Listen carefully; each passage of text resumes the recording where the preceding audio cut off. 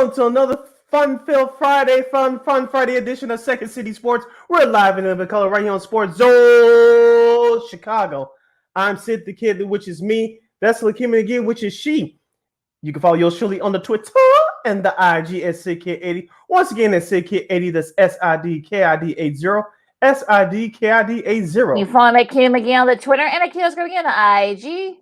Make sure you download that Sports Zone Chicago app wherever you get your apps. You want to know why? Because we said so, that's why. And also, too, you can catch up on other live shows that we have airing throughout the week. So you happen to miss, you can go back and listen to them and watch them at your own leisure. Make sure you download that Sports Zone Chicago app today. Speaking of Sports Zone Chicago, please follow us on all social media platforms on Facebook, Twitter, Instagram, and YouTube.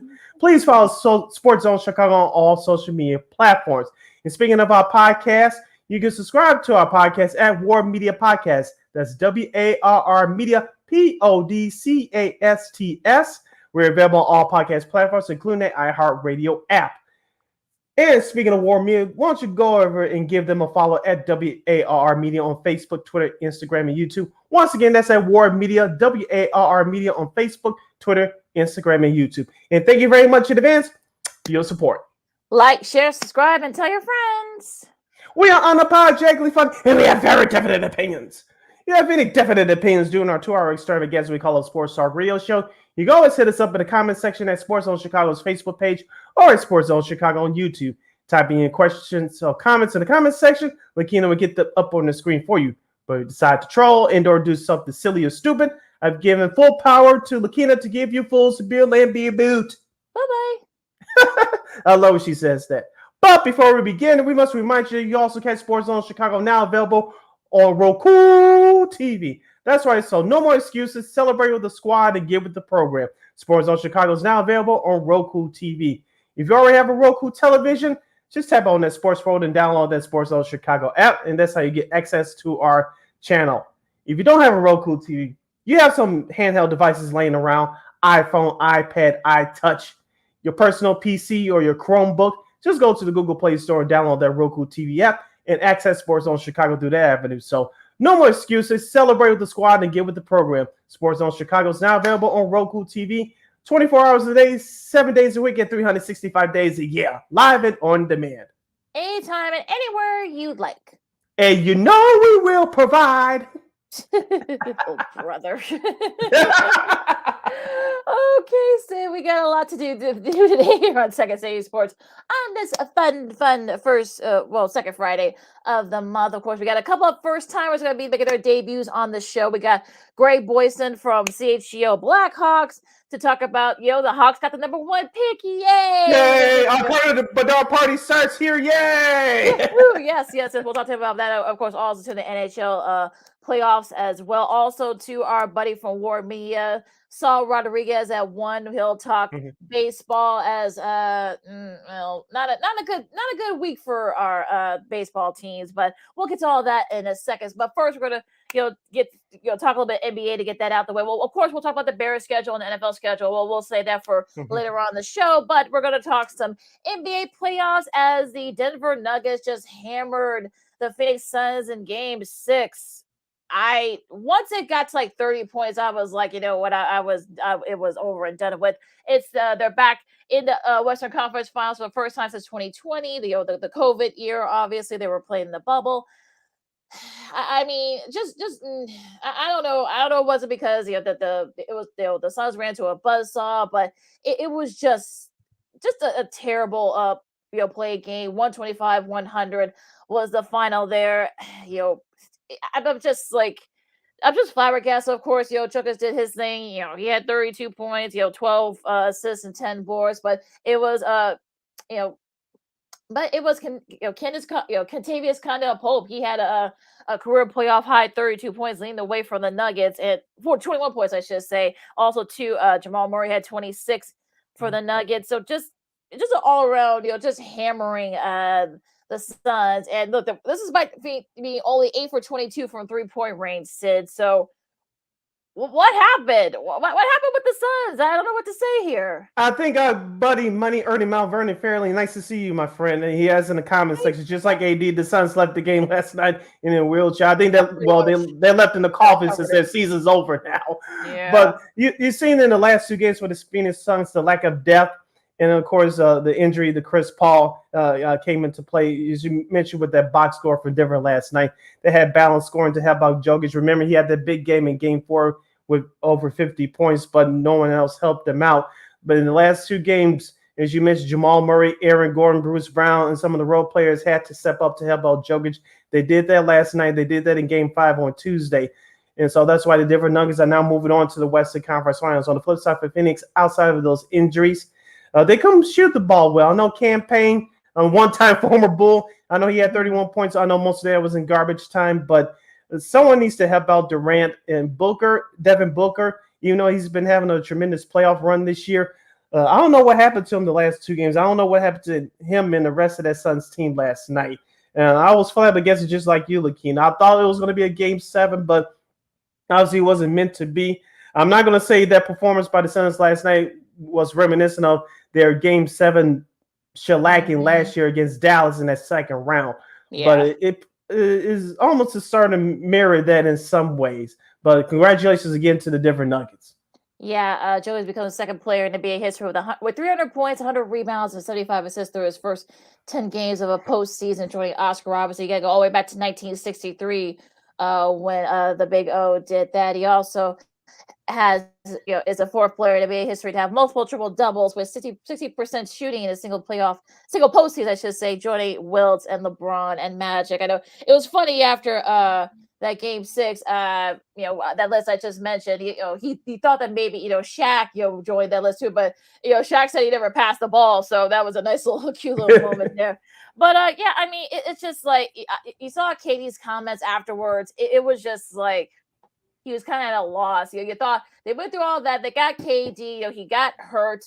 Like the second game, was all out for a few weeks, and he kind of came back. You thought that maybe they were starting to find the rhythm a little bit with him, but it turned out to not to be. So I just don't know where the Suns go from here. Where does he go from here? Obviously, so you could blame the CP3 injury all you want, but the fact that they didn't have the bench scoring, DeAndre Ayton, where were you? They're trying to trade him. Like, well, good luck trading that contract, kid.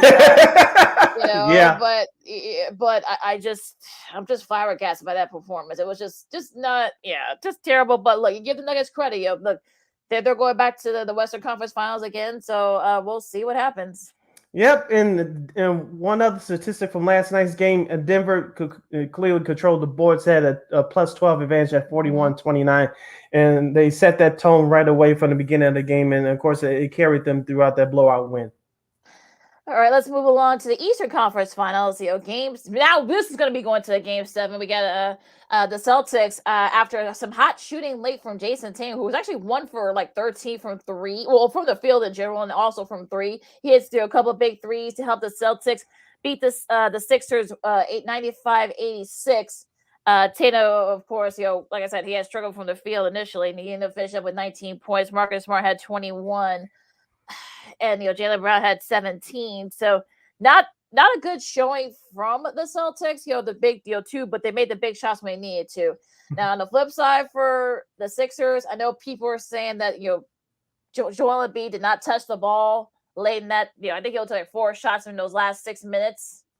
Well, look, where was James Harden though? What was Harden's excuse? He was 0 for 6 from 3. Only 13 points. That's not going to get it done in the closeout game. 4 to 16 for the field. That's not going to do it for you. The Sixers had their chances to close this game out and this series out. They did not do that. So, but to put all on Embiid is a little bit disconcerting. But, what'd you think, Sid? Because I'm kind of a little, I like Jay Tapper from CNN. I know they've had their own issues, but I actually like Jay Tapper. He's a big Philly sports fan. And he kind of said it best. He's like, he was basically, hey, what happened? Like, where was, where were all those guys? Where was Harden? Where was Tucker? Where was where was Maxey? Like, where were those? Maxey didn't have he didn't have 26, but he could have done a little bit more, especially late. So just here's a couple of things. You mentioned James Harden. He didn't show up last night. Only 13 points is not going to get it done. As Lakina does a look away. Only 13 points from your bench. That's not going to get it done either. And you shoot 23% for 3-point range. That's not going to get it done. And you were out rebounded with a minus 12 in the rebounding department. Boston 50 to 38 in the rebounding department. So Lakina, at this time of year, it's not about schemes. It's all about heart and desire. And until Philadelphia gets over the hump, their heart is going to get questioned. Now, you should leave Joel Embiid alone. Talking about all those critics out there because he can only do so much. But it's all about the role players, and they didn't step up last night. You had the home court advantage. Boston, this was a rebound game for them because of what happened the other night in Game 5 on their home floor where Philadelphia embarrassed them. So it was actually payback time for the Celtics. Looking through that box score, I'm on the flip side for Boston. Even though it was a normal score, using air quotes here from the 90s and early 2000s in terms of the final score, I was looking at the box score. I said, Joe Mazzulla, their head coach, he only played 2 players off his bench. I know rotations get shorter come playoff time, but how in the hell are they getting 95 points? I don't know. I mean, you think the map's not mapping here, as they say, as the kids say. So it's a little bit crazy that they only went 7 deep and they ended up scoring 95. I don't know. It's just strange how that works sometimes in the playoffs, I guess. But our guy Vernon Fairley comments again. Harden was more busy grooming his beard than the closing house. Yeah, he's gonna get ready for Game 7 now. So maybe we'll get that playoff beer for Game 7, I guess. Yeah. But, we'll talk a little bit more in the later a little bit. But I want to go to this Game 5 with the Warriors and the Lakers. The Warriors, with some big shots from Steph, Draymond, Clay. I mean, they did what they're supposed to do at home. We know they're tough to beat at home in the playoffs, but I think they forget to realize that they got to go on the road. It's back to LA. So, I mean, Anthony Davis had 23 points. He is going to play. I know some people were wondering, did he have a concussion? Did he not? All that. But turns out that wasn't the case. LeBron had 25. That foot bothered him a little bit. Russell, D'Lo had 15. Also he's also had 15. But they could have made some big shots late. So it's a little bit disconcerting. Jared Vanderbilt only had 0 points. That's not going to do it for you, especially when you're trying to close it out. Wiggins had, Wiggins had a nice show at 225 points for the Warriors. Clay only had 10 points, but he made some big shots late. Gary Payton II, who actually they made this, Kerr made the switch. He ended up scoring 13. So I think for me in this game, look, the Warriors did what they're supposed to do. They played to their strengths. They played off the home court. They were making big shots. That's why they ended up winning that game at home. And they were they played like a team that were backs were up against the wall, is for me to say. Speaking of Klay Thompson, you say he made some big shots late. He did. Also, he has a couple of key blocks in there as well, along with Draymond Green. And don't forget, Andrew Wiggins had a nice game, too, in Game 5. Of course, it looks like he's not going to play tonight as the Warriors will travel back to the Lakers at formerly known as Staples Center tonight for Game 6 at CHGO. That series 3-2. But the only thing I paid attention to on Wednesday in that Game 5, we know that the Lakers are not a great shooting team. They're not a good 3-point shooting team at all. They haven't been. They're not going to all of a sudden turn it on anytime soon. But I watched the Warriors defense, especially in the pick and roll situation. Lakers had that advantage through the first couple of games of the series, but the Warriors had it in Game 5 on Wednesday night. Their closeout was on defense was tremendous. Their defense on the pick and roll was excellent. They forced the Lakers to shoot from the outside, and I said to myself, somebody outside LeBron should drive the ball to the basket, and no one else tried to do that for the Lakers. The Warriors for a while, especially late in that third quarter, early fourth quarter, they were begging the Lakers to get back in the game. The Lakers just couldn't take advantage of it. Yeah, that was unfortunate today because it was right there too. Because they actually, I think, it got down to like 8 or 7 or 8. They did, yeah. Yeah, and but of course, Steph hit some big shots. Clay hit some big shots. He had a key block, so they were able to kind of tame the Lakers. So again, we'll get back to all that in a second. I want to get back to this Knicks Heat Game 5 real quick. Again, the Knicks pulled away from the Heat 112-103. Jalen Brunson had 38 points. So for me, I think he played the whole 42 minutes, which I'm 48 minutes, I should say, and I'm a little bit worried because as Bulls fans, we've seen this movie before. Yeah, Gibbs doesn't trust his bench. I'm a little worried that Brunson and Randall's still having issues with the ankle. Yep. Yep, and RJ Barrett. So I'm like, yeah, someone's got to step up from the bench. But on the flip side for the Heat, I mean, if you're the Heat, you're pissed off that you didn't take advantage of some of this. So we'll see what happens tonight. I know Scott Foster is supposed to officiate game 6 tonight, but I know Heat fans are a little bit worried about that. But look, just do your thing, take care of business. If you can jump on the Knicks early, free off that home court, you could be able to wrap this series up pretty quick tonight, I should say. Yeah, and the Heat did that in games 3 and 4 last weekend down there in South Beach. So, like you said, that's the game plan. That they can do that tonight and take the Knicks out of the game early. The Heat will win easily. But if you're the Heat, how can you neutralize Jalen Brunson, especially him driving to the basket, which he did repeatedly on Wednesday night? And no, I was going to say Randolph. It's not saying Randall, but Julius Randle. We know he's limited in terms of his mobility. How much you're going to get out of him tonight, but it's up to other guys like Emmanuel Quickly, RJ Barrett, and Mitchell Robinson to step up scoring wise. And you need the performances out of those supporting guys tonight.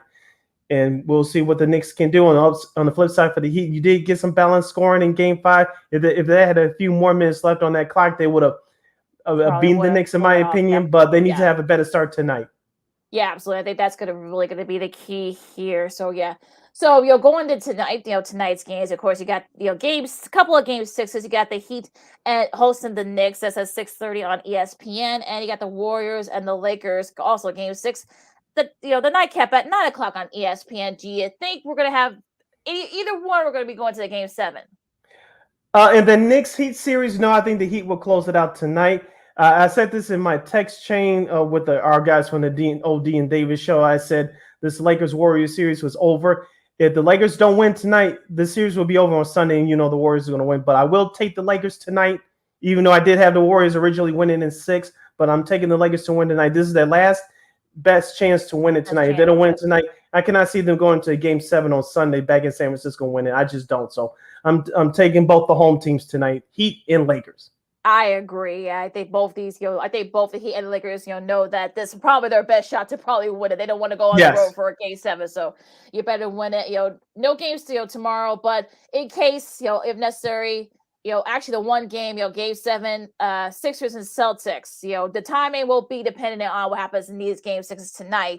It would be a game 7, Warriors hosting the Lakers, on Sunday on ABC, but we'll determine which I guess it will be on either ABC or ESPN, I believe.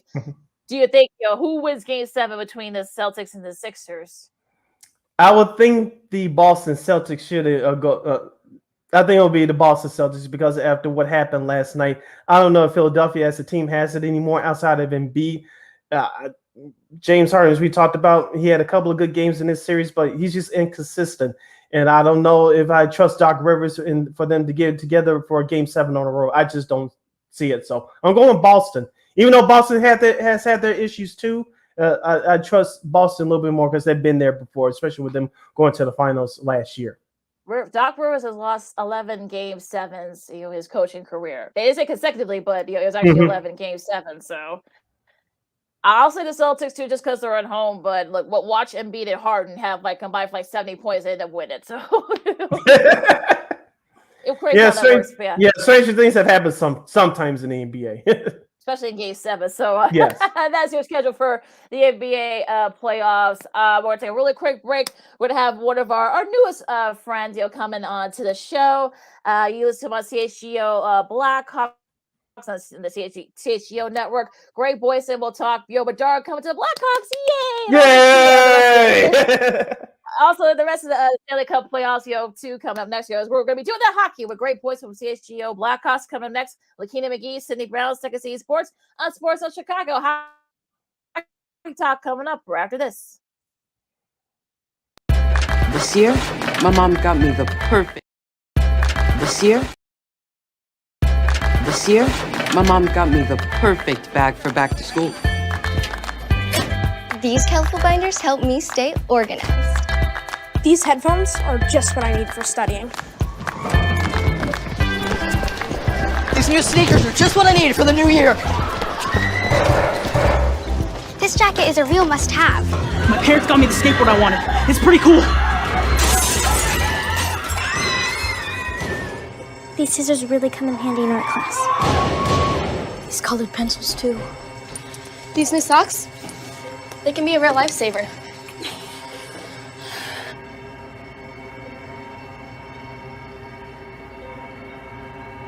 I finally got my own phone to stay in touch with my mom.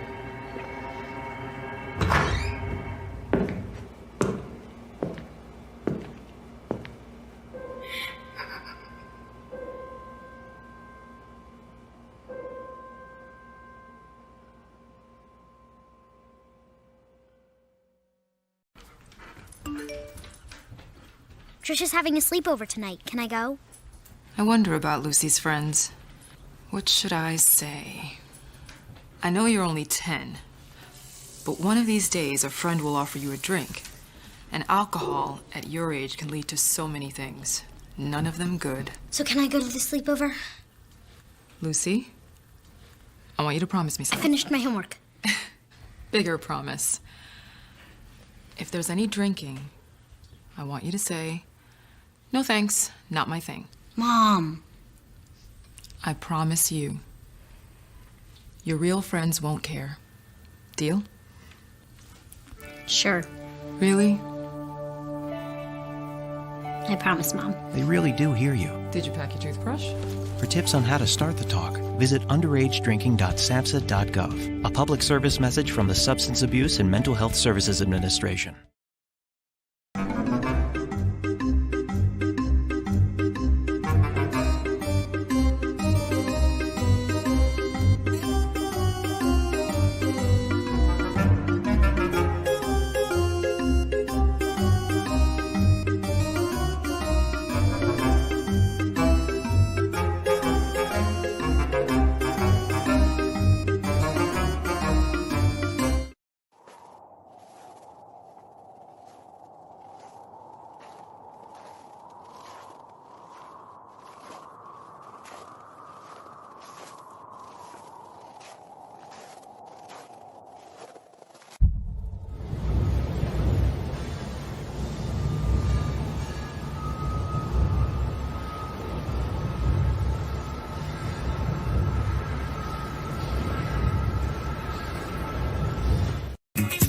Hey, this is Dr. J, and I listen to Sean and Maya in the morning.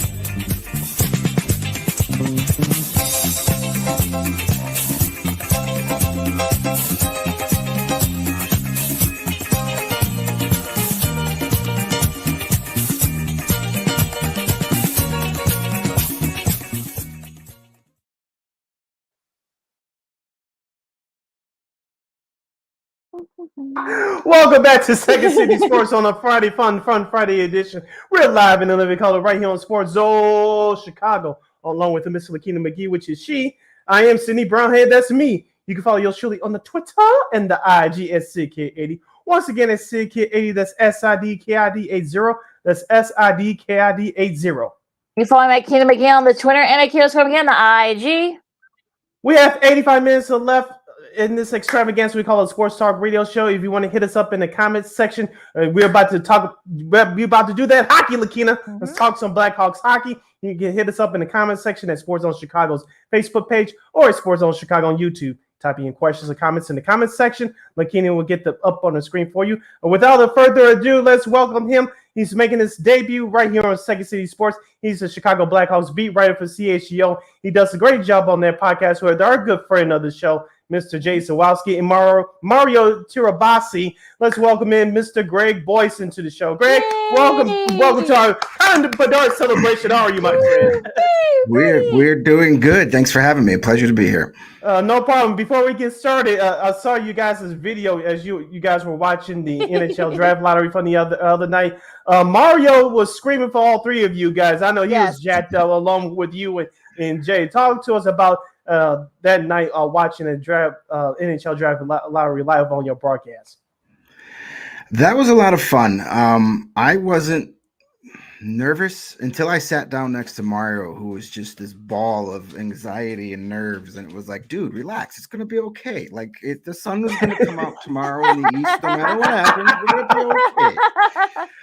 But as it got closer and closer and no team had jumped up yet, and it gets to 5 and 4, and you're like, oh, okay, this might actually happen. And when they flipped over Columbus at 3, you were like, okay, we got top 2 here. We're getting Bedard or Fantilli, like mission accomplished. But heck, let's be greedy. Let's go for it all. And that moment, it was captured. It'll be forever. And Mario let loose when we were all super excited, but he went the extra mile, which is kind of fun because he's kind of like the quiet one of the trio, the one that shows the least amount of motion, and he was the one that went crazy. So I'm gonna give that to the side of youth. He's also the youngest of the 3 of us, so he had a little of that come out, but it was fun. It was a great moment. I was happy to share it with those guys, and we had a ton of people watching live, and that's kind of the spirit of what we're building over at CHGO is interacting and being a community, not just us telling you what happened. Let's all do it together. And that was a moment that was in our year plus of existence. It's right on the top of the list. Mario was like a kid at Christmas. I saw the video too. He was just very ecstatic. I think like all of us Hawks fans were, especially after everything that's been going on over the last couple of years. Tell us about because I've seen people on Twitter. I've seen people from Columbus, I should say, from other cities say that, well, how dare they get the Hawks get the #1 pick? It was rigged and this and that. What do you say to those folks? Because like the tweets I was pulling out, I was like, really, y'all, really, that's what we're gonna be doing. But what would you think? All those folks saying that, oh, it was rigged, it was this, it was that. Go change your diapers, have some Kleenex. It's going to be okay. Like it's people, they're just mad because they didn't win. And it wouldn't have mattered who won the draft. 31 other fan bases would have had the same reaction. But the Blackhawks, believe it or not, outside of the city of Chicago, not a very well-liked organization for many reasons. Some justified, some not so justified. So people are going to get even extra upset. A lot of people all of a sudden were talking, well, they should have lost these draft picks because of the whole Kyle Beach scandal. They may be wrong. They may be right. I think the Blackhawks got off a little light in that whole situation, but there's business reasons behind that. But the thing is, nobody mentioned the Blackhawks losing a first-round pick, not once, until 7:26 p.m. on Monday night when they landed Connor Bedard. There was no outrage about Blackhawks getting first-round picks when they made 3 last year. Not a single peep. But now all of a sudden that they got the generational talent, Connor Bedard, people are on their high horse, and all of a sudden now they care about Kyle Beach. No, you're mad your team didn't get it. Too bad. That's why we like this guy, Lakeem. That's why I'm glad we brought him on today. Yes. Yeah, getting it started. That's what we like. All right, let's focus in on Connor Bedard, the player. Of course, his skills have been compared to Patrick Kane. No Blackhawks fans, he's not coming back. I know you want to see that reunion. It's not gonna happen. But he's been compared to Patrick Kane. Some others compared him to Connor McDavid. What other comparisons to today's stars do you see Connor Bedard's game being compared to? Well, the comp that I loved, we had Cam Robinson of Elite Prospects on back in December. We were talking about the top prospects in this draft, and he said Connor Bedard is Patrick Kane with Austin Matthews' shot. So think of all the great stuff Patrick Kane could do, but then add 50 to 60 goals a year. Well, Patrick Kane is more of a facilitator, a playmaker. He'll score you 30, 35 goals. But think double that with Bedard. That's how good his shot is. So you're talking about a guy that has the potential to do even greater things here with the Blackhawks than Patrick Kane did because he's a better goal scorer than Patrick Kane. Absolutely. And just to get one piece here now, what other pieces do you think Kyle Davidson is looking for you got, I don't know how much money they're gonna have in the salary cap, but will this kind of accelerate the rebuild, or are they gonna keep going, as scheduled, do you think? I think this takes a year off the rebuild, but it takes a year off the end. They're going to stick to the course for this year because they still have many of their pieces that are going to be here when they're good again, when they're a playoff team again. Some of them haven't been drafted yet, and a lot of them aren't even professionals yet. So you can't all of a sudden say, well, we got Connor Bedard, the rebuild's over, let's pay all these veterans to come in here. Kyle Davidson is going to stick to his plan. Now, he may go out and he, as he should. The Blackhawks are going to have a ton of cap space. They have to get to the cap floor. They're going to have to bring in some veterans. You want Connor Bedard to play with some NHL talent. You just can't put him out there with the Rockford Ice Hogs. That's a recipe for failure. So while winning a Stanley Cup is not the goal this upcoming season, you do want to bring in some veteran guys that have some experience, that have some talent that you can insulate him with. But you're not bringing in guys this summer that are going to be here for the long term. You're going to think of Max Domi is a guy we all want to come back. With how well he's playing with the Dallas Stars, he's probably going to get a lot more phone calls than we originally expected when we traded him back in March. But there's veteran guys out there to bring in for 1-2 year deals. Next year's free agency class in 2024 is insanely good. Guys like Austin Matthews could possibly be a free agent. Mitch Marner, another one of the young players with the Maple Leafs, who's a superstar. The list goes on and on. There's like a dozen all-stars going to be out there, and the Blackhawks are going to have the money to spend, and they have Connor Bedard. Hey, come play with Connor Bedard, win a lot of hockey games.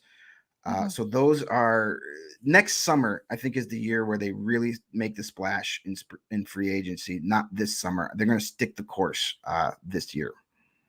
Chicago Blackhawks beat writer Greg Boysen from CHGO is joining us here on Second City Sports, the Friday edition, right here on Sports Zone Chicago. We're live in living color. Sid Lakia hanging out here with you. Now, Greg, so some people have given the timeline for the Blackhawks to make the playoffs with 3 years. Some people still say 4. Where do you stand on the timeline for the Blackhawks to make the playoffs? And does this draft pick of Bedard speed up the process for those future prospects to come up in the next couple of years? Well, when we first started, as I said, it's going to be at least 5 years before we see a playoff berth. Now that you have Connor Bedard, it may be 4. At least 2 full seasons of Connor Bedard before we get to that spot that like the Buffalo Sabres were this year, where they were close, but just not there. They just need that extra step. So maybe 2 more seasons and we're there.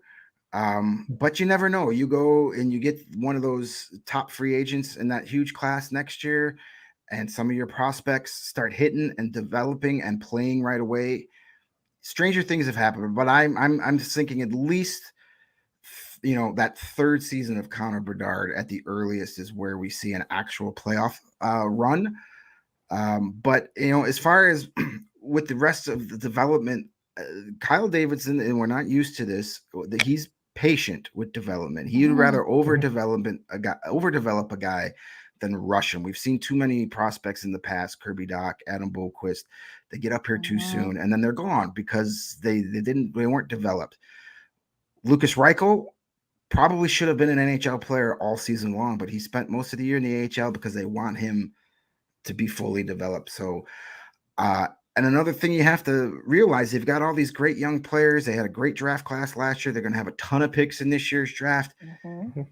You're going to want to stagger those contracts because you can't pay them all at the same time. If some of these kids, your Kevin Kaczynski's, Frank Nazar's, if they hit their potential, you're going to need to pay them at some point. And you don't want all those guys' contracts up at the same off season. So you'll sacrifice next season or half of the season after that in order to kind of stagger that so you can keep this team together longer. Yeah, that core, they have 11 picks. I'm talking about the Blackhawks this year in this upcoming draft. You think Davis is going to try to get even more picks? You think he might trade a couple of those later picks? Where do you think his mindset is right now, especially now that the Hawks got the number 1 pick in Bedard? Well, I think, anything is possible Kyle Davidson has proven in his short time here that he is aggressive and he is not afraid to make unpopular moves. I mean, he traded away Brendan Hagel, who was a fan favorite. He traded away the face of the franchise and Patrick Kane and did not care about the backlash he was going to get from the fans and from national media. I don't think they're going to use all those picks this draft. Something will come up. He may be able to package some of those. They've got 4 second-round picks, 2 first-round picks, 2 third-round picks. So they have 8 picks in the first 3 rounds. I don't think they're going to make all 8 picks. He even said this morning on 670 The Score that he envisions he won't. So if he's sitting there in the first round and a player is slipping to like 12 or 13, he may use that number 19 pick and one of those second-round picks to move up to get the guy he wants. That's where a scenario I could see, or maybe packaging some of those picks to get one of those veterans to come in and play with Connor Bedard and help you get to the cap floor. Maybe a veteran player from a contending team that's on the last year of his contract. So you bring him in, you get a guy to play with Bedard, you get a guy that helps you hit that cap floor, and then you can flip him at the deadline for more assets. There's so many options the Blackhawks have because there's no expectations to win next season.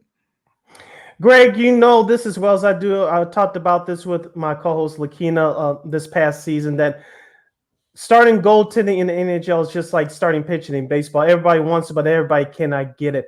I know Peter Mrazek did the best that he could last year, given the circumstances. I know Alex Stalock was a backup goalie. He did what he could too last year. Les, you know something that I don't know. Can you please tell me that the Blackhawks' future starting goaltender is in Rockford, or is that player isn't even here yet? Because I was looking through some notes last night. The Hawks really had a franchise goalie since Ed Belfour and Dominic Hasek before he bolted for Buffalo in the early 90s. I would say Antti Niemi, but, he was only here for the rookie year. And, of course, we lost him due to the salary cap constraints. But do the Blackhawks have a future goalie on their roster on their minor league system right now, or is their player not even on this roster yet? Well, first of all, I think Corey Crawford would like to have a word with you about a franchise. My bad. Shout out Corey Crawford. He should have got the MVP in 2013 playoff MVP. Absolutely. Yes. I'll leave that alone. But besides that, a lot of people have been asking us about that, and goaltending is going to be the last piece of this puzzle. As we've seen in the Stanley Cup playoffs, unless you've got one of these top 3, top 4 all elite world goalies, you need 2 goalies to get through the Stanley Cup playoffs. Arvid Soderblom, they just signed to a 2-year extension. He's got some potential. He's going to be probably a tandem with Peter Mrazek. It's going to be Mrazek's going to be the goalie next season to start, but I think by it's all said and done, Soderblom's going to have more starts. Drew Commesso, he's the top goalie prospect in the system. Out of Boston University. He signed his entry-level contract. He's going to be in Rockford next year. So, and then that's, unless there's some injuries, that's where he's going to stay. He's playing for Team USA in the World Championships. He played for Team USA in the Olympics last season when it wasn't the NHL players. He's their top prospect as far as goaltending goes. I'm not going to pin goaltender of the future on him just yet. It's a lot of pressure. Goalies are weird. Goalies, they don't develop at the same pace as other players. They don't develop at the same pace as other goalies. I mean, it took Corey Crawford was 27 when he was a full-time NHL starter. He played 5 seasons in the AHL. So that's the last thing they have to worry about. They have some other kids. Jackson Stauber, who we saw in Chicago a little bit, was impressive in his first pro year. They've got a Mitchell Weeks, who played well in the ECHL and a little bit for the Ice Hogs as well. And then they have a Dominic Bassi, who's still playing in college. So they have some guys, but do they have that sexy guy that you just go, oh, that's the next, Andrei Vasilevsky, that's the next, Igor Shesterkin? No, they don't, but not many people do. I wouldn't stress over the goalies just yet. They have some potential future NHL starters in the pipeline. They're going to take some time. But that's the last piece of the puzzle. You need to build out in front of the goalie. And then when you get to the point where you're ready to contend, if Commesso or Soderblom isn't a guy, you go out and bring in a veteran. You bring in a guy that's done it before. But if you've got, just like those 2010, 13, 15 teams, if you've got the defense and you got the puck possession, you got guys that could score, goaltending can be, not an afterthought, but it doesn't need to be the biggest concern. Let's talk about Luke Richardson for a second, Greg.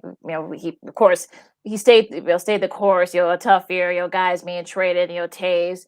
Battling some of his various medical issues. What grade would you give him? And do you think he is the coach for the future when the Hawks are ready to contend? I give Luke Richardson an A+.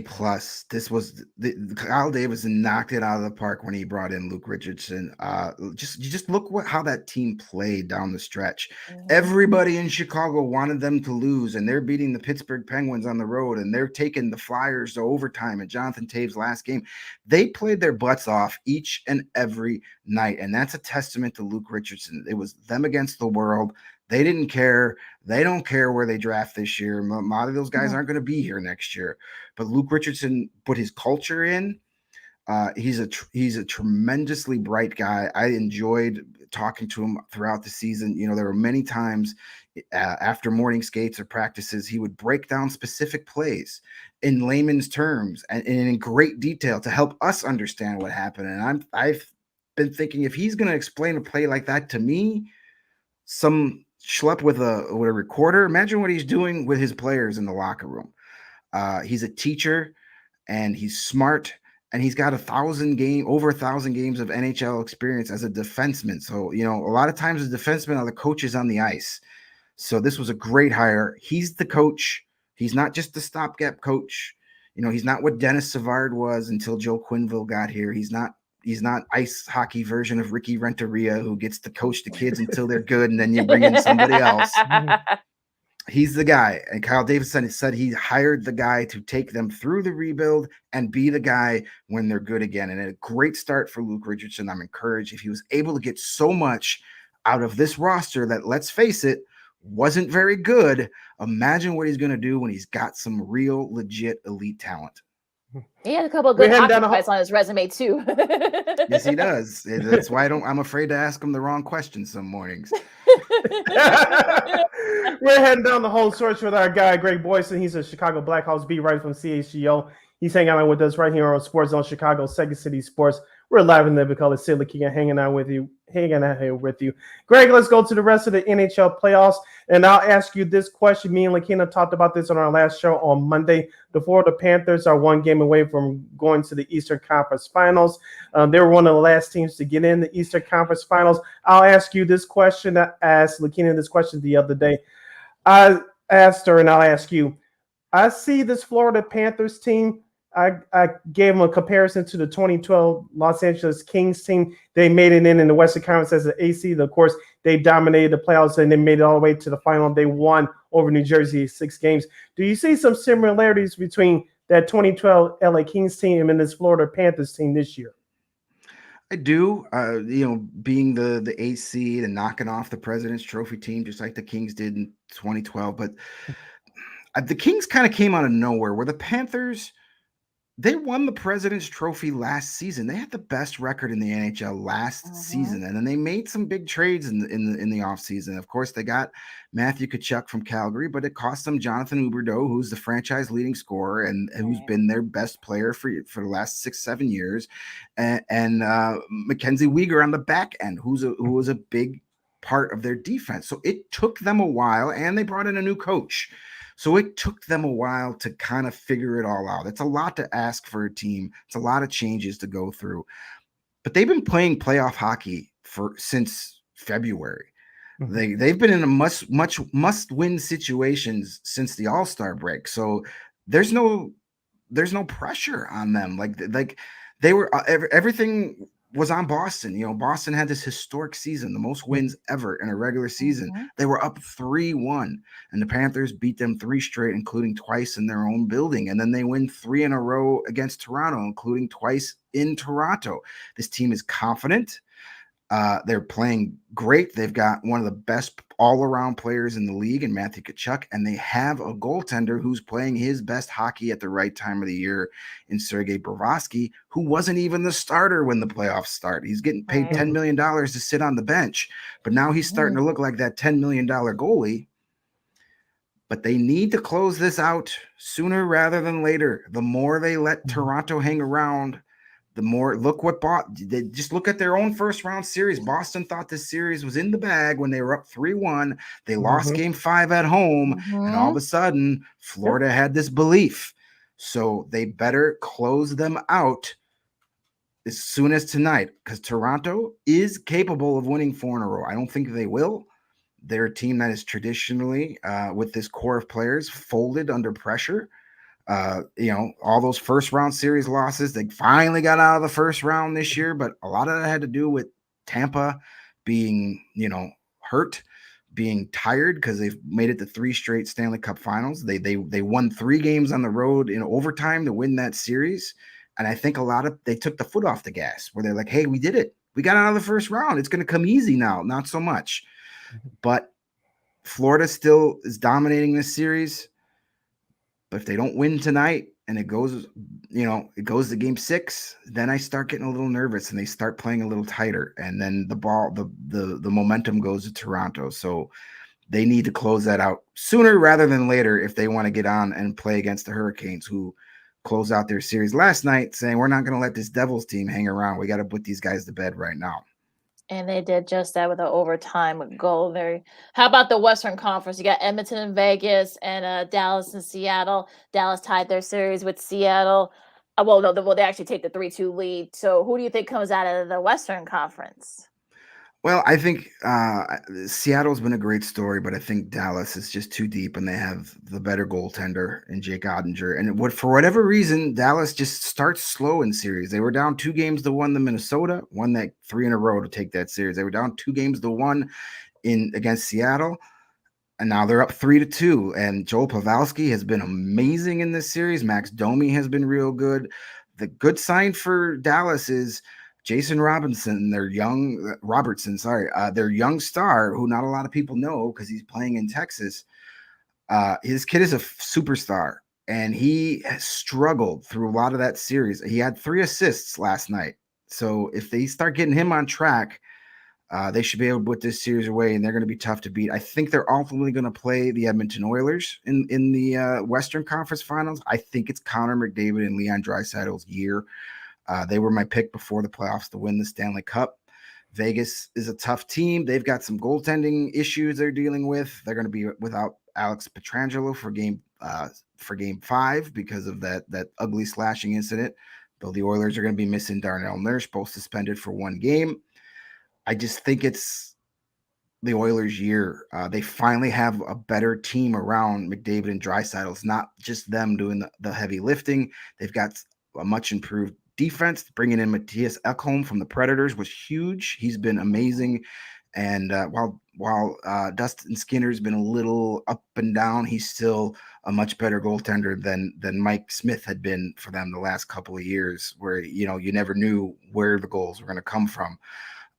So I think Oilers are going to take that one. I could see both of those series still going 7 games, with the Oilers and Stars meeting for the right to go to the Stanley Cup final.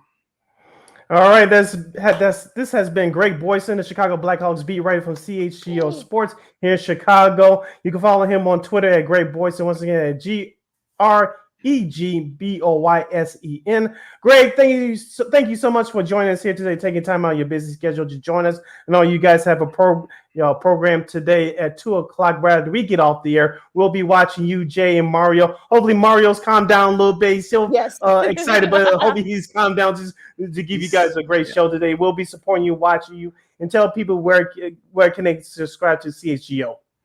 Yeah, we can follow our show account at CHGO_Blackhawks on Twitter, or head over to allchgo.com. That's where all of our great written content is, and links to all the podcasts. Of course, it's not just Blackhawks at CHGO. We're covering all Chicago sports teams. And, if you want to become a diehard, you're going to get a free shirt. You're going to get tons of perks. So help us out that way as well. All right. Thank you, Greg. Tell Jay and Mario we said what's up, and you talk to Chris Voster again. Tell us we say what's up too, because he owes us an interview. So we'll see. We'll see. He's a busy guy. He's probably doing some like Division III lacrosse game somewhere. Probably. He never stays home. Yeah. All right, that's great. Yeah, that's Greg Boysen of CHGO Blackhawks. Greg, thank you so much for joining us. You keep up the great work, young man. We'll have you on again, probably around training camp or so. Sounds great. Can't wait. Thanks, all right, Greg. thank you very much. Thanks, guys. All right. All right. Once again, it's Greg Boysen from CHGO Blackhawks. All right, so we gotta towel off here. Yes.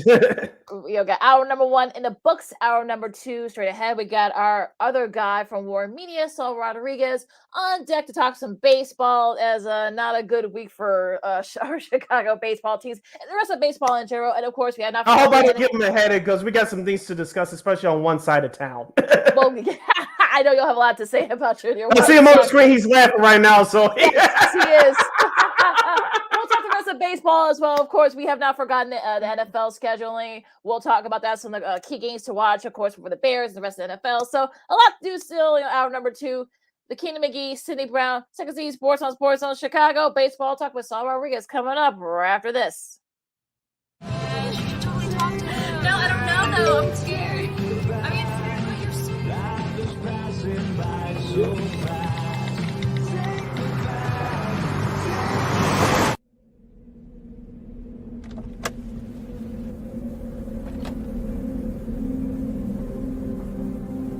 Do you know that you're in my lane? No, not at all. Are you not paying attention? Are you texting? I was just checking in with my mom. I was telling her that I thought we'd be home by 6. It's okay. There's enough time. Just pay attention. I'm not even halfway through my text. There's no way. I'm not even going to look up. My babies are in the car. You have to pay attention. It's just supposed to be a quick text. I'm so sorry.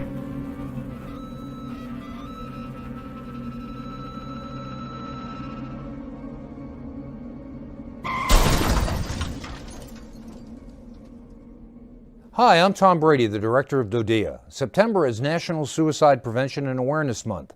The simple act of reaching out and caring for those in our communities is something we all can do. Just being there for someone you care about can be a tremendous first step in getting them access to confidential resources and support that they need.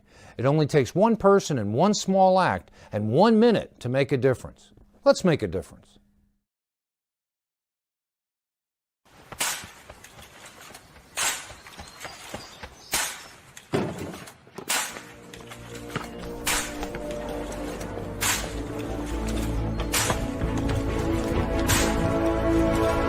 Move it!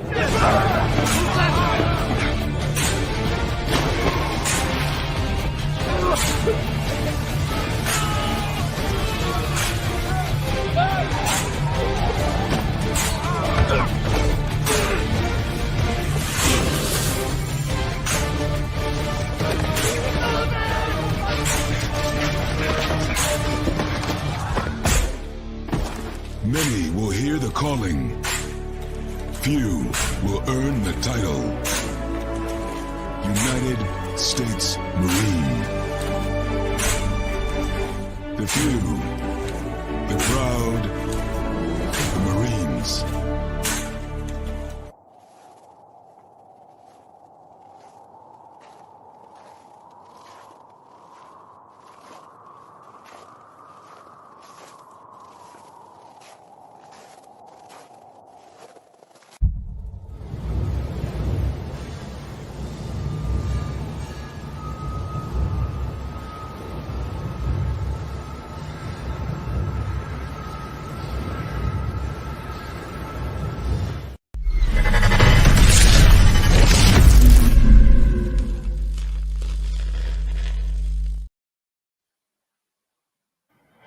Welcome back to hour number 2 of Second City Sports on this fun Friday Fun edition. We're live in living color right here on Sports Zone Chicago. I'm Sid Deslakina. You can follow yours truly on the Twitter and the IG at SidKid80. Once again, at SidKid80. That's SIDKID80.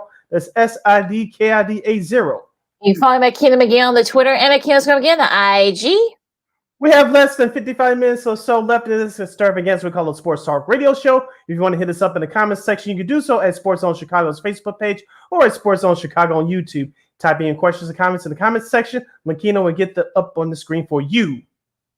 All right, Sid, of course, he's a good friend of ours. He's our colleague over at WARR Media. He's a great baseball expert for for the streaming, well, not streaming service, but for the website as well, both on the website, and so he hosts various shows on WARR Media. You can check out on YouTube. So he is one of our good friends. Of course, he made his debut here on Second City Sports. He is the one, the only, the fabulous Saul Rodriguez. Saul, how are ya? Yay! I'm very good, guys. Thanks for having me. Appreciate it.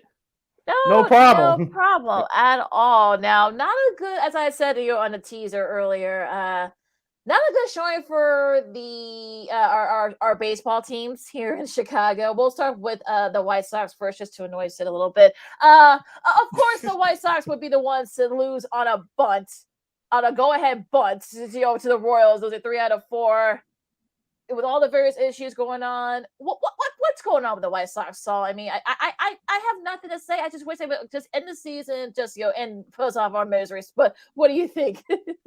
No, you're right. I'm sure all White Sox fans are feeling like that, right? Just want to hit the reset button. But I mean, where do you start with the White Sox, right? There's so many problems there, and just like where you can start with the pitching, you can start with the offense. It's just been a lot of disappointment there, and I think it starts with the starting rotation. I think they expected a lot more from guys like Kopech. I mean, I know that they're still down guys like Crochet and stuff like that, and they want different. They still have a lot of injuries that they're going through. But I think that's been the main part. And the fact that, Lucas Giolito, he's the best pitcher right now. And they're already, considering, or they're already, has been reports that they're considering moving him at the deadline. So it's been rough on all ends. I think the hitting also, has been a disappointment. Obviously Eloy is out going to be out now for 4 to 6 weeks, which doesn't help the situation at all. Luis Robert has been their best player, but when you have an 813 OPS right now, it's not going to get you anywhere, because I think with a guy like that, how good he is, the talent he has, I still think that's low for him at this point of the season. But yeah, I mean, and the thing is too with the White Sox is that you kind of thought they were going to get back on the horse, right? When after they were on that losing streak, they won 3 in a row, and then they went back to losing 5 of their next 8. So it's been just inconsistency, and it won't get any easier from here. I mean, you got the Astros, the Guardians and the Royals from home at home, but even then, those are going to be tough matchups, and you just kind of hope that they're able to play better against those really good teams, and just get back into things. Speaking of that White Sox rotation, Saul, Dylan Cease, he took it on the chin the other night. I still believe that he's going to have a good year, but what's the main issue from your vantage point with Dylan Cease, and number 2, can it get corrected in time? For me with Dylan Cease, even when he was a prospect for the Cubs, I think he has always had nasty stuff, right? But the thing with him has been the walks that have come back to bite him. And I think that even when we had this discussion on our podcast at Bat, that probably was the separator for him not being an all-star last year, because I know a lot of White Sox fans were disappointed in that. But when you break it, obviously it's very small things are going to break it down for some all-stars. And for him, it was the walks. He was just walking too many guys. I think his whip at the half last year was plus 120. Like it was over that. So it's for him that, he's got to drop those walks, because I've said it before, that if he drops, if he stops, walking guys, he could be the best pitcher in baseball, just because that's how good he is. That's how good his stuff is. And I think guys like Michael Kopech have kind of had that same issue, right? Where they're giving up a lot of walks, they're giving up home runs, and it's just uncharacteristic. And I don't know where, a lot of people say, what is it the pitching coaches? Is it this and that? But ultimately these guys have the stuff, and I hope, hopefully they're able to find it before the half. Let's go to the north side for a second, Saul, because the Cubs did salvage, a game against, the Cardinals in that series. The NL Central is right there for the taking. Excuse me. And so we know now that Matt Burrs is up, now that Christopher Morel is up. So what do you think the ceiling is for the Cubs now that it is, they are a little bit better than people thought, and that the division is a little bit worse than people thought? Yeah, no, I mean, I think definitely going into the season, I was a little pessimistic. I was like, I don't know if it's all going to work out for the pitching side of things, I think, but everything is played a lot better than I thought it would. I think even though right now they're struggling a bit, it really has been the pitching that has held them, or given them a chance to win every night. And, I think, yeah, they could still, honestly, the way the division looks right now, you could still make an argument they could win the division. I just don't think it'll happen. I think the Brewers will ultimately take it. And I think the Cardinals will wake up eventually, if not already, right? Because that series win against the Cubs of course, they win 2 out of 3, and it kind of a lot of people were talking about how the Dodgers woke up after they beat the Cubs in a series. Well, it looks like the Cardinals might be on that track too. But yeah, I mean, look, if the Cubs are able to, because their main issue has been the bullpen and a little bit of their offense, but their offense is kind of like they have a nice lineup to the point where they kind of regress to the mean. They were red hot in April, and then now they kind of came back down to earth. But you got guys, I used to have a lot of faith in guys like Matt Mervis, who just came up, right? And Dansby Swanson, of course, who was on a hot streak in April, but kind of came down to earth and then is back to hitting, like himself. And it doesn't help that Nico Horner also went down. So, it's one of those things where, if they get their things together by the deadline and they're able to add maybe some bullpen arms or something like that, I think they're definitely in for a wild card spot for sure. And sticking with that Cubs starting rotation, Saul, of course, Justin Steele is one of the league leaders in the starting ERA. And, of course, talk about James Wisniewski, because in his last 3 starts, he's pitched over 6+ innings and given a 1 earned run in each of his last 3 starts. It looks like after his struggles to start the year, he's really turned it around to help this Cubs starting rotation. Talk to us about those 2 gentlemen. Yeah, no, man, it's been great to see Wisniewski kind of bounce back from that start that he had. I think, because his stuff he has really great stuff, but I think what he had at the beginning of the season was he was just leaving a lot of stuff in the zone. And I think that's one of those things where young pitchers, I'm sure, they have that confidence, and it's good to see that he has the confidence of leaving his stuff in the zone, but I think he's just going to execute a little better there. And I think that he's been doing that recently. With James Taillon, I think with him, it didn't help that when he was kind of looking a little better, he went to the IL. And then he came back and has had a little bit more of, he's kind of struggled a little bit to get to, through 4 or 5 innings. But I'm confident that Taillon will find his footing. I think his stuff's really good. And I think that's why, that's, a lot of people were wondering why the Cubs paid that much for him and not for maybe like a Nate Eovaldi in Texas, right? I think that, a lot of people have confidence in James Taillon's stuff. And those are 2 guys that are very important for the rotation, because you have a top half of the rotation. You have a Stroman, Steele, and Smiley right now, and those guys in the back of the rotation, I mean, they could easily be a 2 or 3 in some rotations, right? So, it's good to see these guys kind of bouncing back, because I think that's important, especially in the long season. Yeah, and don't forget Kyle Hendricks too. He'll be back within the next week or 2, yeah. so that we'll see where he is in that rotation as well. Sorry, I'm fading here, but I'm going to turn it off in a second. But let's talk about Cody Bellinger. We're seeing the Cody Bellinger that we saw from a couple of years ago when he won the World Series with the Dodgers a few years ago. Do you think? Plus, he's also playing for a big contract too. People were forgetting. So, what do you think his ceiling is, and do you think he can keep it up?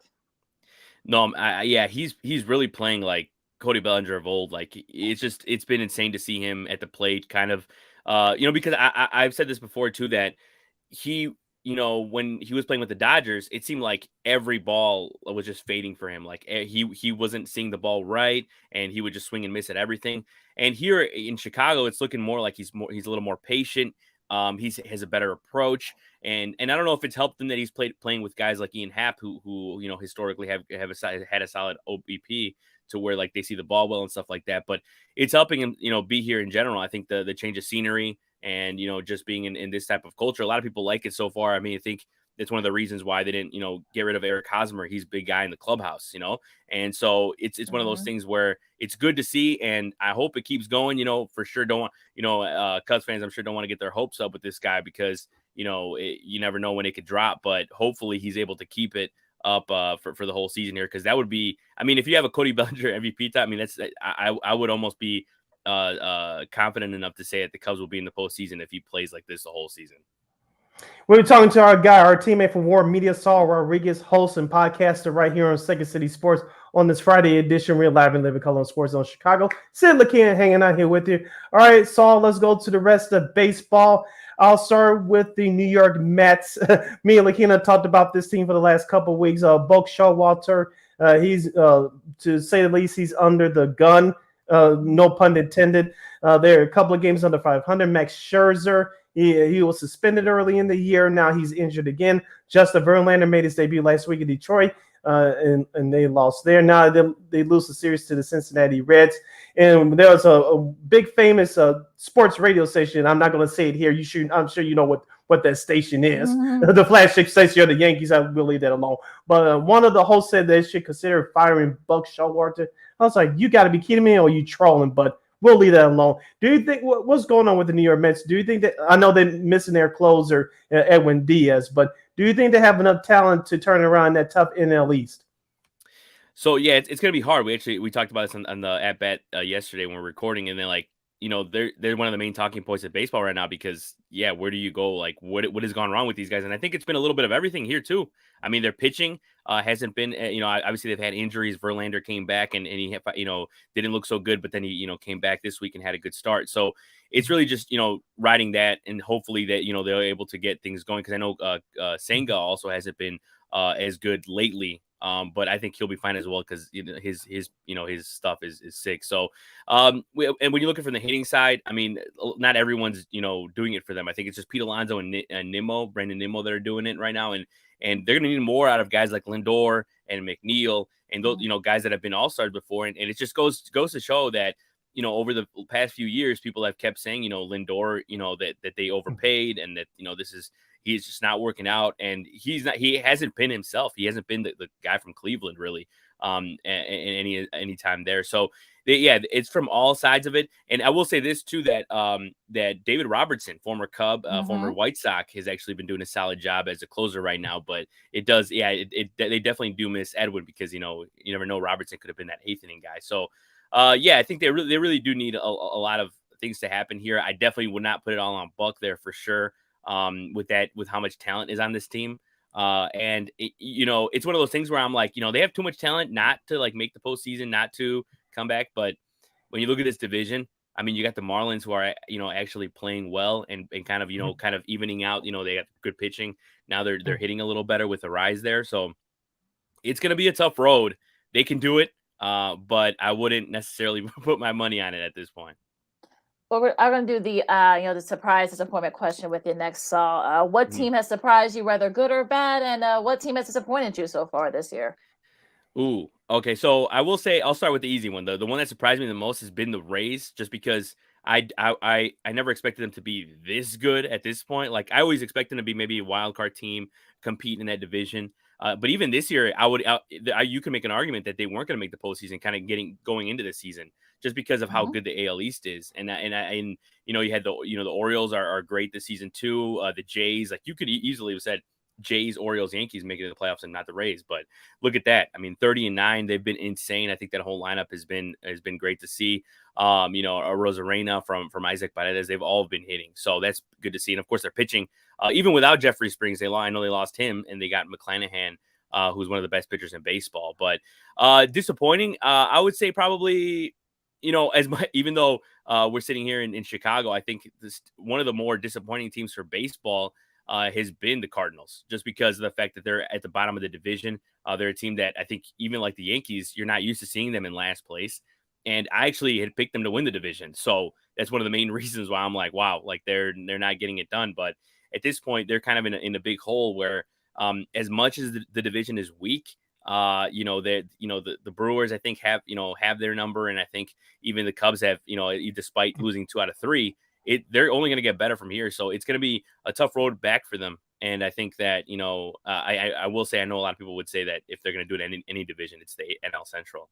But yeah, that's for sure my most disappointing team right now, though. Going to one of my surprising teams of the year. I didn't think they'll get off to a fast start, but they cooled off a little bit. But I think they still lead in the AL West, and that's the Texas Rangers. Of course, Bruce Bochy returns to the dugout. Of course, you have Adolis Garcia, Marcus Semien. Of course, they signed Jacob deGrom in the offseason. I know he's injured now, but give us a percentage from your vantage point. How much do you think that Texas can keep this up? And do you think they can actually steal the AL West, even though Houston is struggling right now? Ultimately, I see them as a wild card team. I don't know if they can maintain this. I would love it though, because I think Texas needs something like this, especially over the last few seasons. It's been rough out there, but they have a good team. With Seager and Semien and all that. But yeah, I just think that the Astros are cool right now, but I think they'll find their footing and kind of get back into it. They won 2 in a row right now, so I think they'll find their way back.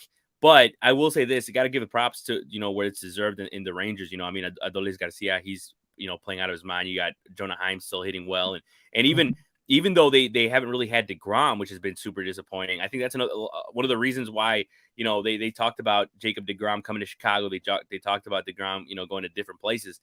I think that's why one of the reasons why he might have just gone to Texas, because they were willing to pay that money for a guy that might not, was going to give you maybe 15 starts this season. It's been really rough for them on that end, but they've been able to hold their own with Martin Perez, Eovaldi, and company. So can they maintain this how they're playing right now? I don't necessarily think so, but I think they'll be there in that race when it's all said and done, and definitely compete for a wild card spot for sure.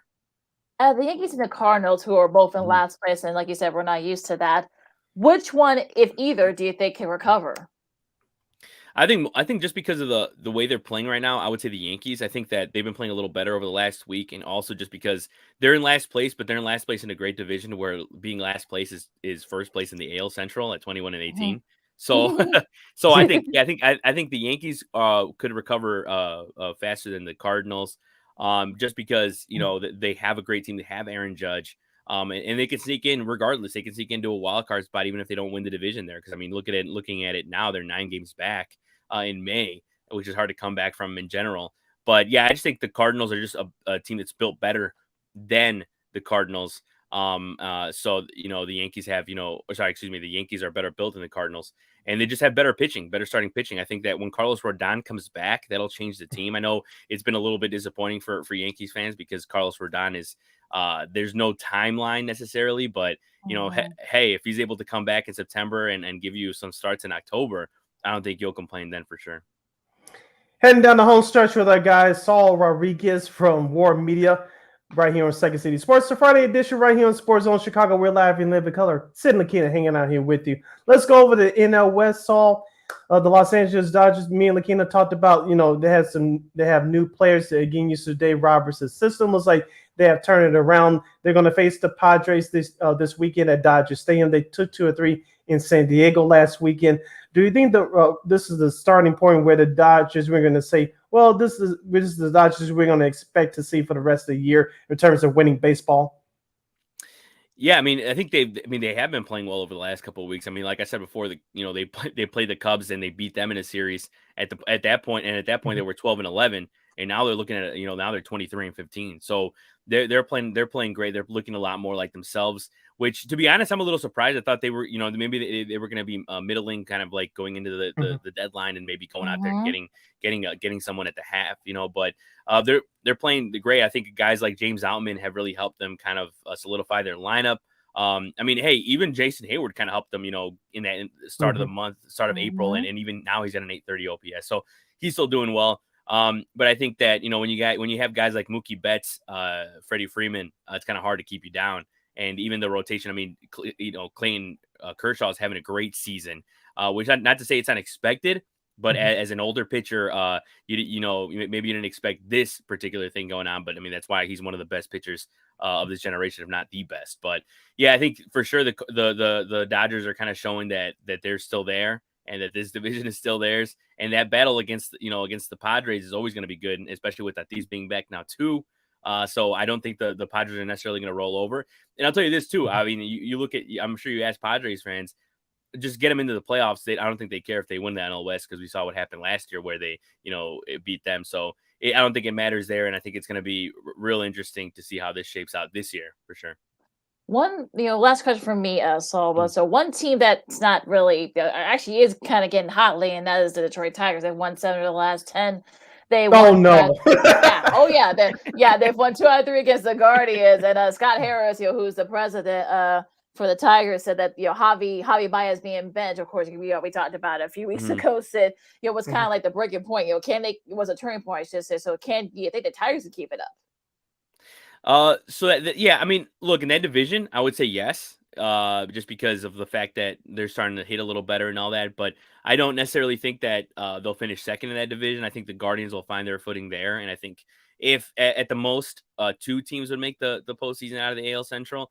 But look, I'll say this: it's still good to see a little bit of more positive hitting from Javier Baez. He hasn't been himself, and he has not one bit been worth the money there in Detroit. And even when he went to the Mets, he didn't play as well. So it's disappointing from that end. But it's cool to see guys from Detroit. They after all these years. It's good to see at least some positive baseball there. You have guys like Zach McKinstry, former Cub. He's there, kind of giving his part. But I think ultimately for them, their hitting is not where they kind of want it to be. And I think like even their pitching with the young guys still facing injuries and stuff like that. That's why I think it probably won't last. But I will say this: happy to see Eduardo Rodriguez doing well over there. Because they need some kind of positivity in Detroit. And I will say, besides the Lions, the Lions are doing well, but they need some baseball positivity there in Detroit for sure. Last question from me, Saul, and thank you for joining us. I'll ask you about the Baltimore Orioles. Of course, last year they came out of nowhere, won 83 games, and they were a few games away from making a wild card. Looks like this year they're better than ever. They remind me, I hate to say it, but a little bit of the 2020-2021 White Sox offensively. Last year they didn't have the pitching. This year it looks like their starting pitch is starting to turn around a little bit. Talk to us about the Baltimore Orioles. Can they really be a dangerous threat in the American League East? Oh yeah, 100%. I mean, I think that when all you got to tell someone, to kind of prove it to them is say Adley Rutschman, man. I mean, that guy just changed the whole team, right? It's like you it's one of those things where maybe a couple of years ago you wouldn't even turn on the Orioles, but now you have a guy like Adley Rutschman. He's fun to watch. But you're right, man. From the pitching perspective, they've gotten a lot better. You got Kramer in there. Even Kyle Gibson has come in and pitched well for them, like their ace. So, I think it's one of those things where it'll be tough to, I guess, maintain the way that they're playing right now in that division. But I think that the way that they're playing right now kind of is a little bit telling to show you have a little more confidence in them.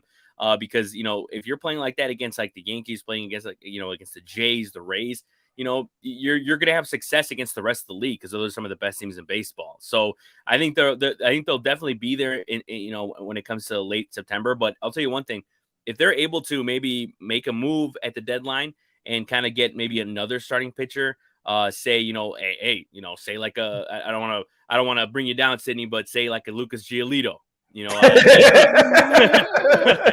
But like that might be cool to see, and even from the north side, if the Cubs aren't there and at the deadline, a guy like Drew Smyly, a veteran like that, would help them out a ton. So I think that if they're able to do that, I think their offense will be fine because they have guys like Jorge Mateo who's playing great, and Gunnar Henderson. I think he hasn't found or he hasn't been able to hit that great just yet, but he's getting there. And of course they got guys out, in the pipeline that are just, biting the bit to get up here. So the Blue Jays are here, and I think they're here to stay. It just, for 2023, I think it just depends on where they're going to, finish out, whether it be wild card or not. All right, Saul, thank you so much, Kev, for joining us today. Where people can follow you on social media and listen to your and watch your podcast and all that great stuff. Of course, you can follow me at Twitter. Right there, it says right there, SAUL_R26. And for all WARR Media, just it's at WARR Media on social medias, like on Instagram, Twitter. We can see us on YouTube as well. And for our podcast, the At Bat Podcast, you can see that as well on YouTube. And I also do the Bears recap. That's also on YouTube as well, and all streaming platforms for podcasts. So once again, thanks for having me, guys. I really appreciate it. All right, thank you, Saul. Keep up the great work. We'll definitely have on again sometime down the road. All right, thanks, Saul. No, you too, guys. Have a good one. You too. You too. Stay safe. You too. All right, that is our buddy Saul Rodriguez for more media. And so let's see, real quick before we go to break, let's talk about this weekend's scheduling and Major League Baseball. Real quick, you got the Reds and the Marlins. That should be a fun series there. Seattle and the aforementioned Tigers, so that should be an interesting series. Go Seattle. Your Seattle Mariners, Lakina. Yeah. They shouldn't have a problem this weekend against those overrated bums. We'll see. We'll see if they begin their series. You got the Mets and the Nationals. I think Verlander will start. I think the Sunday series, I think, was where he's going to have his next start. So he actually had a good start earlier this week. Pittsburgh and Baltimore, that'll be on ESPN Plus. You can check that out. You've got the Rays and the Yankees, of course, in the AL East. That should be a fun series. Of course, the Rays took the opener yesterday, 8-2. Your Blue Jays, Sid, they host Atlanta, the interleague matchup there. That should be a fun The rematch of the '92 World Series. Oh yeah, that's that's okay. I know about over 31 years. I know. I'm sure most of those guys weren't even born when that took place. So right, that is true. And the Angels and the Guardians should be a fun series here in this weekend. All right, the other series that will take place this weekend: Texas at Oakland. Oakland's been terrible. Interleague series: the St. Louis Cardinals at the Boston Red Sox, the Angels at Cleveland take on the Guardians, Pittsburgh at Baltimore, the '79 World Series matchup. We are family.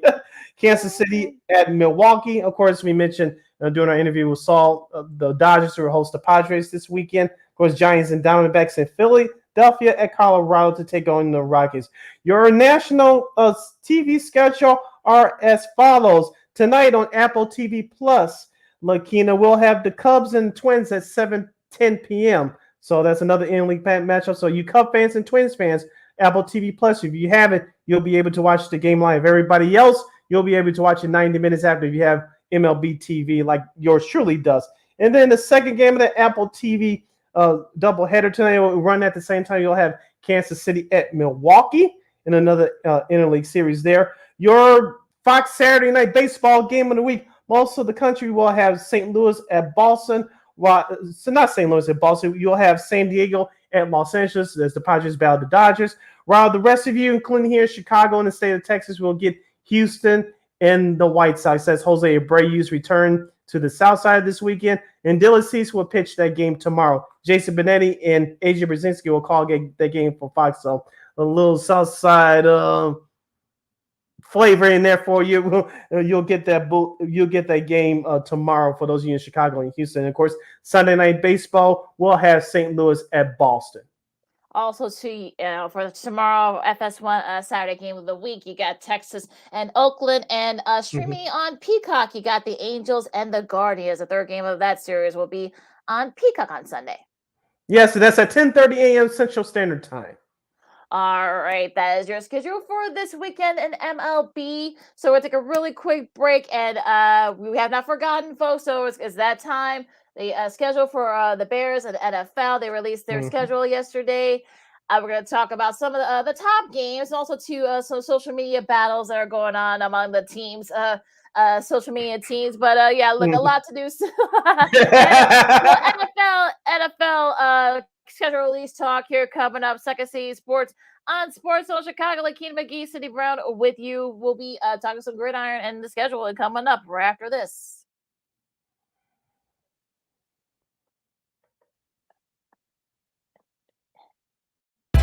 This year, my mom got me the perfect bag for back to school. These colorful binders help me stay organized. These headphones are just what I need for studying. These new sneakers are just what I need for the new year.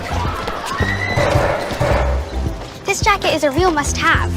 My parents got me the skateboard I wanted. It's pretty cool. These scissors really come in handy in art class. These colored pencils, too. These new socks, they can be a real lifesaver.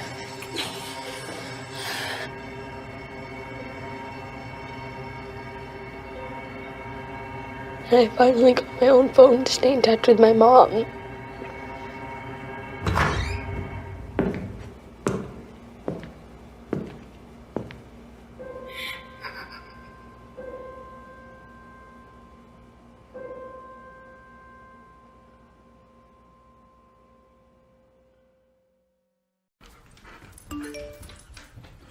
Trisha's having a sleepover tonight. Can I go?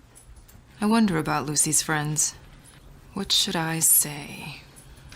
I know you're only 10, but one of these days a friend will offer you a drink. And alcohol at your age can lead to so many things. None of them good. So can I go to the sleepover? Lucy, I want you to promise me I something. finished my homework. Bigger promise.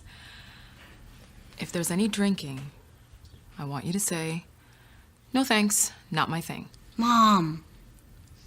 I promise you, your real friends won't care. Deal? Sure. Really? I promise, Mom. They really do hear you. Did you pack your toothbrush? For tips on how to start the talk, visit underagedrinking.samhsa.gov. A public service message from the Substance Abuse and Mental Health Services Administration.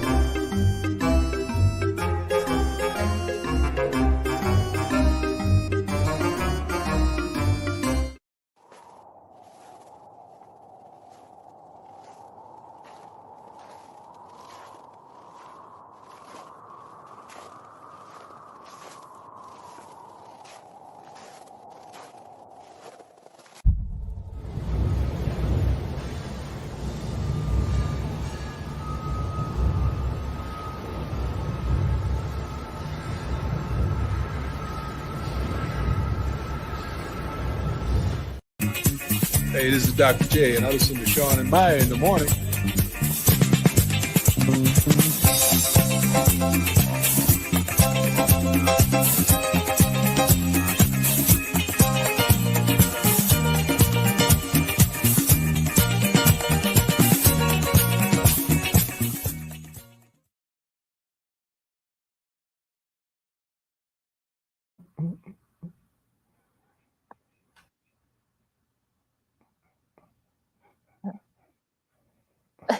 Hello, technical difficulties. Sorry about that, folks. Yeah, you're messing up my rhythm there. Sorry about that. Welcome back to Second City Sports on Sports Zone Chicago.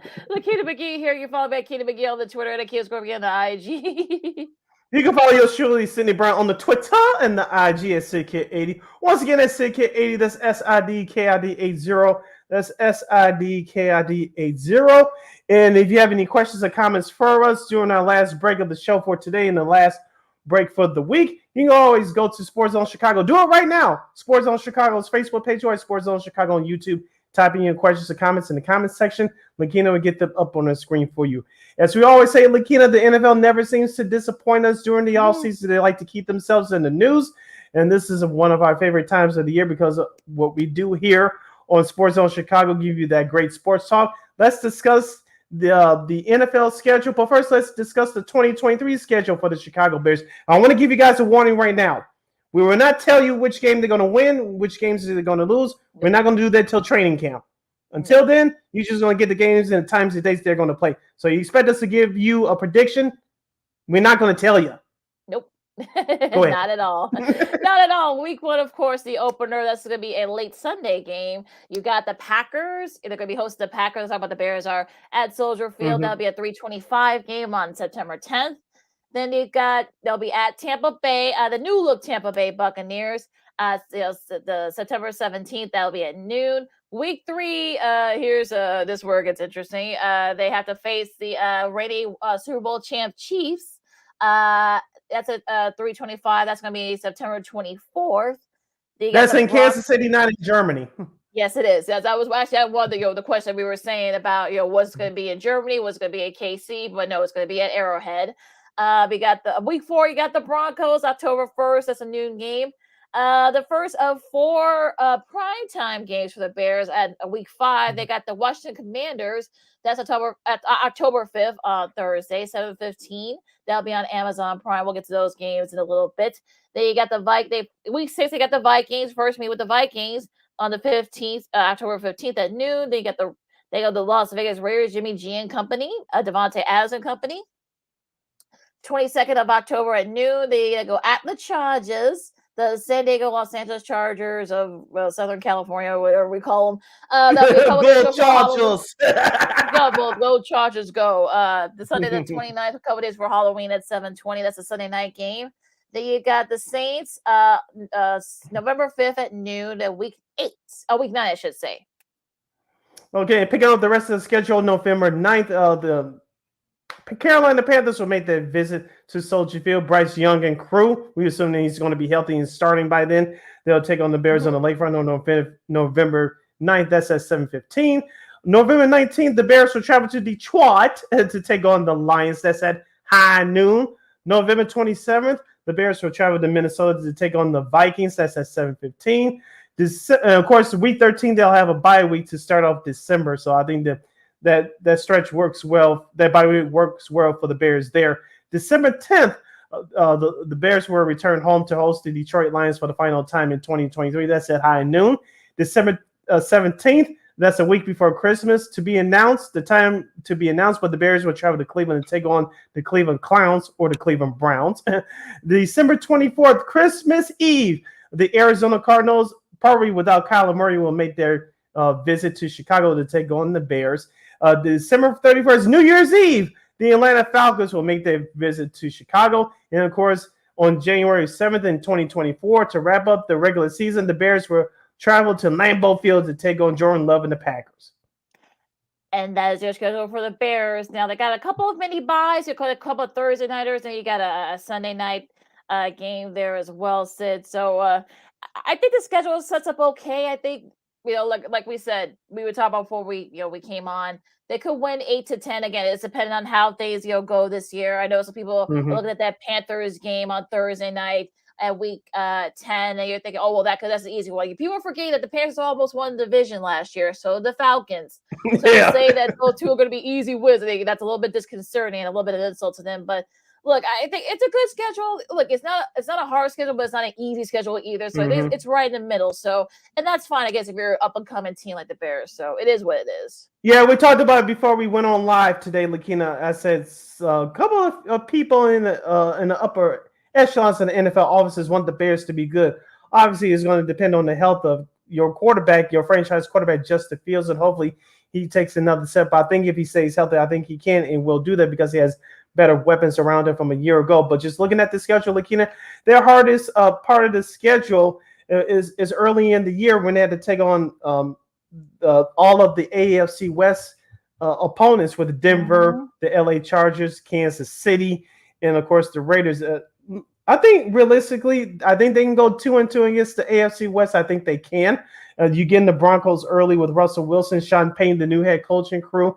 The Raiders, I think you can get them. So the tough one is going to be the Chiefs. Obviously, of course, the Chargers. I can see them losing that game because of the Chargers, even though they were a playoff team last year. Their head coach is still under the gun this year after blowing the second largest lead in the playoffs last year in Jacksonville. So, and your non-division games is opponents from the NFC South. We know the Saints are going to be good because of Derek Carr. You mentioned the other teams with Tampa Bay, Carolina. Yeah, they were there last year, but that was because Tom Brady and crew were so bad last year. So you get a little bit of a mixed bag. But if your quarterback Justin Fields stays healthy, and if this defense starts to improve like we think they will, like you say, I can see between 6 and 9 wins possibly. Remember, they only won 3 last year to get the number 1 pick. So I expect improvement. How much we shall see if they stay healthy. Yeah, I think that's going to be the key to health has been an issue for the Bears the last couple of years, and most importantly, keeping the Fields healthy too. So we'll see what happens with that. Now, the Sunday opener will be the 7th, and it'll be Detroit facing the defending Super Bowl champs, I should say, the Kansas City Chiefs at Arrowhead. Yeah, I mean, that's interesting that, look, Detroit was right there. They could have, got to the playoffs. They let a couple of games slip away, but they actually kept the Packers from going to the playoffs. So I know that's what some people care about. What do you think about this matchup between the Lions and the Chiefs? Call me crazy, but why did the league pick the Lions to open up against Kansas City? I get it. It's the NFL. I get Kansas City, Patrick Mahomes. They're the Super Bowl champs. They'll raise the banner and they'll get their rings. I get that part. Why Detroit? I said, okay, they're one of the teams they think they can win the NFC North along with the Minnesota. Okay, but outside of that, are you really climbing up your TV to see Detroit? No. Yeah, no, like one of those upstarts. I guess it's probably all I can think of as to why they would do this. But as well as I do, Lakina, whenever the league tries to promote a team, they think they can take the next step. They usually fail in that year. If it happens a year later. I'll give you an example. The 2016 Jacksonville Jaguars, they were terrible. Remember Jalen Ramsey's rookie year? All the league put them on a few primetime games, and they fell flat on their face. Remember, they didn't get good to that next year, which they went to the AFC title game before falling to New England. So watch out for some of these teams that the league is trying to promote, because they don't always do well when the league thinks that they're ready to take that next jump. I'm just saying.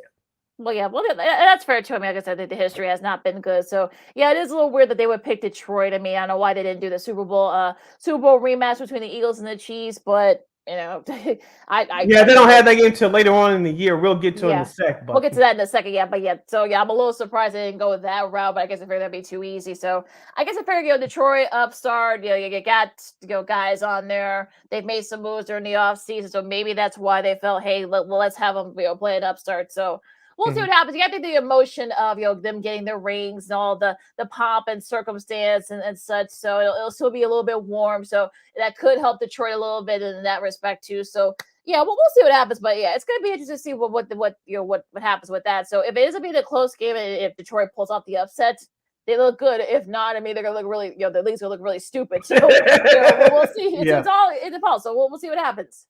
Yep, and of course, going through a few weeks now. We're not going to go through obviously every single game because we don't have that kind of time. We don't have that time.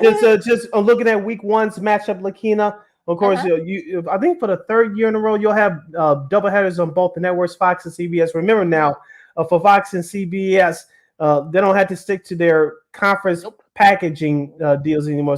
So you can see an NFC game on CBS like you did back in the day. You can see an all AFC matchup on Fox. You can see that more with the regularity now with this open scheduling. Just taking a look at the week one schedule. I like the 49ers and the Steelers, Lakina. That's at high noon. I think that's going to be an entertaining game. The Jaguars and the Colts. Matt Ryan or Anthony Richardson versus Trevor Lawrence for Jacksonville. They made it to the playoffs last year, won a game, lost to Kansas City in that divisional round. Of course, you got the Buccaneers and Vikings. That's on CBS at noon. That's for week one. And for the late games, Rams and Seahawks and Eagles and Patriots. That's on CBS for week one at 3:25. And of course, the Sunday nighter, the opener, you have the Cowboys and the Giants. Of course, that's going to draw numbers because the Dallas Cowboys in the New York market. And of course, your Monday night, I think you alluded to this earlier. Your Monday night game on September 11th. I know a lot of people in New York City because the anniversary of 9/11. They wanted Jets and Giants. You're not going to get that. You're going to get the Buffalo Bills visiting New York City to take on Aaron Rodgers and the New York Jets.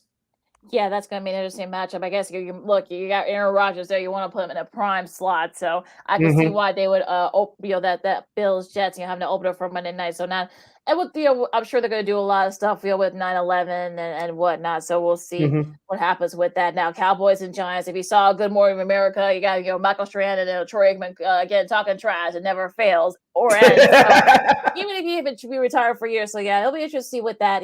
Dolphins and Chargers. I want to see how Tua looks. That's a late game on CBS at 3:25. Of course, Packers and Bears. That'll be the Fox game. So they get the double header. And remember, this is the first time the new TV deal. First, you have to do a TV deal too for the NFL. So we'll get to the significance of that in a little bit. But yeah, I guess I see some really interesting matchups here. You're opening the week. Yeah, and we'll go we'll go through some of the highlight games on the schedule for this year. Thursday, November 23rd. That's Thanksgiving Day here in the United States. We have 3 games for Thanksgiving. 11:30 a.m. on Fox. This one from November 23rd, Thanksgiving Day. We'll have the Packers and the Lions, followed by Washington at Dallas. That's on CBS at 3:30. And on Thanksgiving night on NBC, we have the 49ers and Seahawks. Yeah, that should be a fun matchup all around. So you got the NFC West with the 49ers, Seahawks. You'll see it on NBC. Of course, it's been a tradition the last 10 or 12 years, I think. And the Packers and the Lions, we'll see where both teams are at that point. Same with the Commanders and the Cowboys. Some people say maybe the Commanders might have a breakthrough year this year. We'll see. We'll see where the Cowboys are in that point. So it's definitely going to look. By the time Thanksgiving comes, it's going to be interesting to see how these teams are set up by this point. So they'll be interesting to see. So yeah, these are 3 intriguing matchups in Thanksgiving. Now going to week 6. No, go ahead. Yeah, real quick. The next day, Friday, November 24th, your Black Friday game is at 2:00 Chicago time. We'll have the Miami Dolphins traveling to New York to take on Aaron Rodgers and the Jets. Yeah, so you're gonna have to go on Amazon. But I heard that game is gonna be free to everybody just for that day only. Right. Yeah. So if you have Amazon Prime, you got Black Friday, folks usually sign up for it. So I'm sure they're going to get more people to kind of tune into that game. Yep. So Holiday shopping and all that. Yep. Yep. You got people streaming it. So we just see what happens there now. And on week 16, got the Bills and the Chargers. That's a Saturday afternoon game in week 16. That's going to be exclusively streamed on Peacock. So all of you gotta look. I already have Peacock, so I'm. So do I. So yeah, so I feel for the folks who don't have Peacock, but I guess this is a way to kind of get people to sign up for it. I'm sure they're gonna have some specials and stuff like that. So we'll see what happens. But it's probably gonna be the way they're gonna be doing it too. They're gonna be getting some games, to stream exclusively, like we were seeing it with Prime. Now we're seeing it with some of the regular season game being shown on Peacock. So it'll be just see what happens with that. And it's actually will be a first exclusive game. And if whatever, we'll have that Sunday night, that Sunday game in week 16 down at NBC with Peacock on Saturday. So yeah, a lot of streaming going on here, folks. And I believe, Lakina, you could correct me if I'm wrong. This year, Monday Night Football will have flex scheduling, I believe, after week 14. I believe, yeah. So, I because I know they had a few bad matchups in the last couple of months of the season, in the last few years. So I think this is the year they'll have week 14 and after with the flex scheduling. Yes, yeah, because I think as of right now, you got the Packers and the Giants, the Chiefs, the Chiefs and the Patriots and the Ravens and the 49ers. Now they could flex out of those games if they want. So again, we'll see. But yeah, I mean, look, I'm sure. I don't think Troy and Joe were happy about the last couple of matchups last year. So right. Yeah, so I think that's why they put that provision in there in the new TV deal for ABC and ESPN to flex out some of those games after week 14. So that'll be interesting, though, in that tone. Yeah, December 25th, which is on a Monday this year for Christmas Day, you have a triple header. At high noon on CBS, we'll have the Raiders at the Chiefs, followed by the New York Giants and the Philadelphia Eagles. That's on Fox at 3:30. And then, of course, at 7:15 p.m. on ABC. You will have Baltimore and San Francisco. So that's your triple header Christmas Day games for the NFL. Going to November 20th, that'll be a Monday night. You got the Super Bowl rematch, got the Eagles and the Chiefs. So that should be a fun matchup there as well. That'll be on week 11, Monday Night Football. So that should be a fun one, those Super Bowl rematch. We'll see where both teams are by that point. Yep, and let's go to New Year's Day. Oh, they'll have New Year's Day off, yay! Because everybody will be playing on December 31st, and my computer just went out. But as of right now, for Sunday Night Football for New Year's Eve, we'll have Green Bay at Minnesota. And also, too, going into Saturday, December 30th, the Orange Bowl now actually will be moved from 7 o'clock our time to 3 o'clock our time on Saturday to accommodate those NFL games, especially the one where Lions and Cowboys, they play each other on Saturday night. So they've moved the Orange Bowl. So it's going to be interesting. Going to be weird having the Orange Bowl in the afternoon because we're so used to it being on in the evening. So so that power to NFL, I guess. Yep, the power of the league, indeed. Of course, the last day of the regular season will be Sunday, January 7th. Of course, the times and the dates of the times of those matches will be determined. And of course, the playoff dates, I know it's a long ways away, but the wild card weekend will start January 13th through the 16th in 2024 for the 2023 season. The divisional round, January 17th through the 23rd. Your conference championship, the 24th through the 30th. And of course, Super Bowl Sunday will be Sunday, February 11th, 2024 for the 2023 season. And that'll be on CBS this year. So Nance and Romo. Yeah, hopefully, Mr. Romo will have improved by then. I think he's on a short leash. I think so. That's gonna be interesting to see. Hopefully, you gotta think he's probably on thin ice with them. So, it's gonna be interesting to see what happens. And also, too, CBS. Speaking of Tracker, which is a new drama started. Of course, this is us as alum. Justin Hartley has been tapped to be the show that'll be airing after the Super Bowl. So after you watch Super Bowl on CBS, you can watch. If you want to, stay tuned to watch Justin Hartley's new drama Tracker. Interesting. All right, you're listening to Second City Sports on Sports Zone Chicago. Sid Lakina hanging out with you here on a Friday afternoon. Lakina, any other comments, inquiries about the NFL scheduling? Because I know the NFL is trying to make it equal all around, especially for the prime time games. Because we talked about Amazon Prime wanted to have the flex scheduling. They don't have it this year, as far as we know, but all the other network partners do. So any other inquiries and questions you have about the scheduling? Well, not much. I mean, you see that Dallas, people are saying that Dallas has the toughest schedule of all the teams, and looking at their scheduling, I mean, it is pretty tough. Of course, you gotta not only that gotta deal with their division, obviously, which is actually pretty decent this year. They gotta face the Chargers and the 49ers, and they got the Rams. They actually do get the Rams at home. We'll see where they are by then. They get both the West, the AFC West and the NFC West. So that's probably why they got Miami in between, and they play Buffalo as well.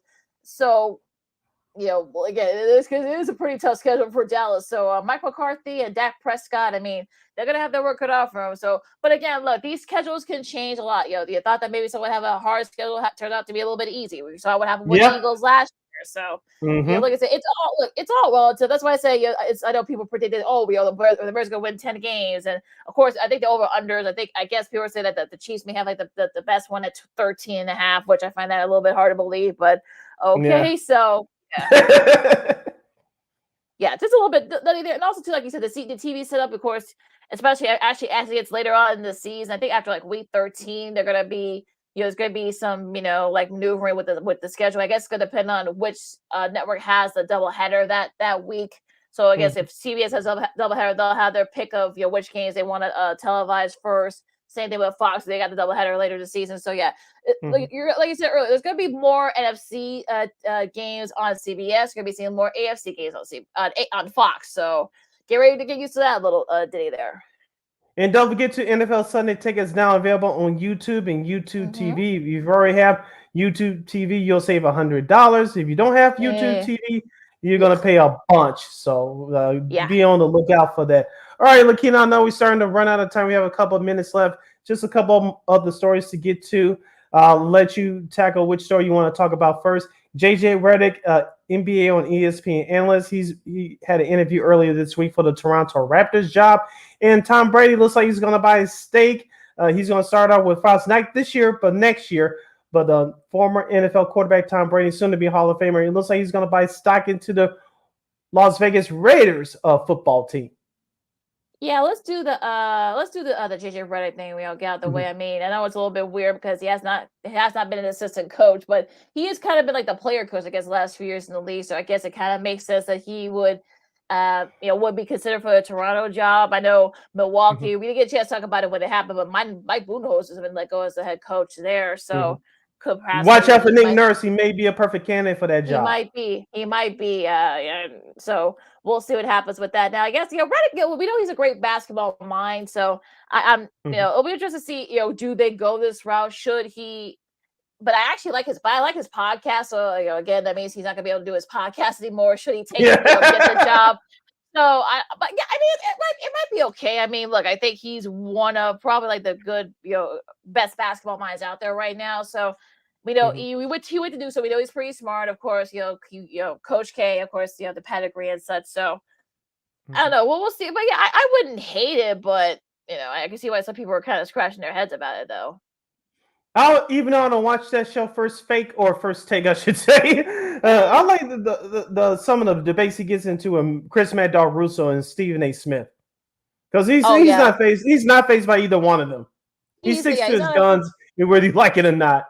Yeah, he's not afraid to be that guy. So I'm hoping he doesn't get the job just because I wanted to stay at ESPN. But look, if he gets a job with Toronto, I mean, I won't go crazy over it. So it's fine. Now, of course, speaking of his former coach, Coach K, Mike Krzyzewski, he actually now is the executive with the NBA now. So that's nice little pick up there. But as for Brady, I mean, look, he already has the second with the Las Vegas Aces from the WNBA. They're defending, they're the reigning WNBA champs. They got Candace Parker over there now too. So that might be a smart investment. You never know. Now, as far as with the Raiders, I know it's a little bit weird considering. But maybe they tried to recruit him to play a couple years ago and didn't work out. Yeah, so that's why he went to Tampa Bay. Yeah, so that's what maybe that's might be a little bit that happens there. You still got Jimmy G there now. You got Devontae Adams. We'll see how they look this year. Of course, his former OC, Josh McDaniels, is there too as the head coach. So this might be, I don't know how small. I think it's gonna be a little team. It might be a 1% investment or something. So I wouldn't mind. Look, he's got money to burn, even though despite his divorce, and he has nothing to do. So sure, why not? Let's start. Yeah, he gonna start the job with Fox in 2024. So yeah, I'm gonna do something to buy my time. Yeah, well, so you might just be killing time. So yeah, I wouldn't hate the idea. Yeah, killing time with Tom Brady. Take your courses now. Yeah, well, so he might charge for that. Right, that's true.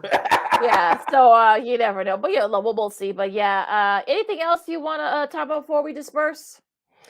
The weather's starting to turn. Of course, I'll be at Sox Park tomorrow for Fox Saturday Night Baseball. Astros, White Sox. Jose Abreu is returning to play against his former team this weekend. I know Dylan Cease is pitching tomorrow, so hopefully he can turn it around. The White Sox need to turn it around, or else it's going to get real ugly real quick. I say the Cubs have a favorable series against the overrated Twins this weekend. Right. Hopefully, if you're a Cubs fan, the Cubs could take 2 out of 3 against the Twins.